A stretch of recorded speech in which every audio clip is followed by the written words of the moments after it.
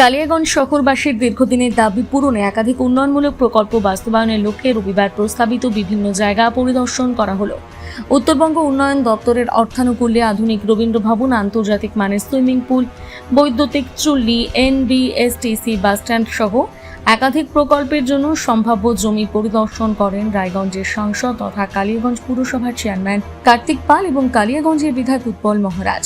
পরিদর্শনকারী দলে উত্তরবঙ্গ উন্নয়ন দপ্তর ও পুরসভার ইঞ্জিনিয়ারদের পাশাপাশি উপস্থিত ছিলেন বিজেপি পরিচালিত পুরসভার কাউন্সিলররা। জানা গিয়েছে, শান্তি কলোনির শ্রীমতী নদীর তীরে অত্যাধুনিক রবীন্দ্র ভবন, তিস্তা ক্যাম্পাসে আন্তর্জাতিক মানের সুইমিং পুল, শান্তি কলোনি মহাশ্মশানে বৈদ্যুতিক চুল্লি এবং কালীবাড়ির সামনে এনবিএসটিসি বাসস্ট্যান্ড নির্মাণের পরিকল্পনা নেওয়া হয়েছে।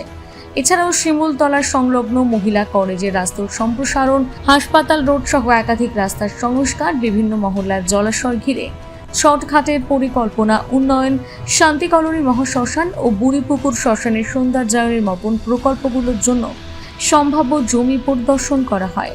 এ বিষয়ে সাংসদ কার্তিক পাল জানান, আমি এবং আমার সাথে আমাদের সম্মানীয় কাউন্সিলর এবং আমাদের এই এলাকার আমাদের লোকপ্রিয় এবং সবার শ্রদ্ধেয় বিধায়ক উৎপল ব্রহ্মচারী মহারাজ তিনিও ছিলেন। আজকে আমাদের এনডিডিটির বিভিন্ন প্রপোজাল নিয়ে আমাদের ডিসকাশন হলেও আমার স্পট দেখলাম। যেমন আমরা গতকাল কর্ণজোড়ায় একটা মিটিং করেছিলাম, আমি এবং তার সাথে আমাদের 4 বিধায়ক মানে 2 জন মন্ত্রী সহ 4 বিধায়ক এবং এনডিডিটির সমস্ত অফিসাররা।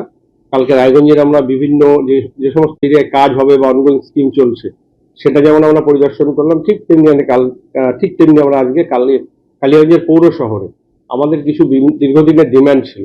সেই ডিমান্ডের মধ্যে কালিয়াগঞ্জে একটা রবীন্দ্র ভবন, যেটা একদমই পুরো সেন্ট্রালাইজ এসি সহ একদম আধুনিক মানের হল হবে, সেটা যেমন জায়গা দেখালাম।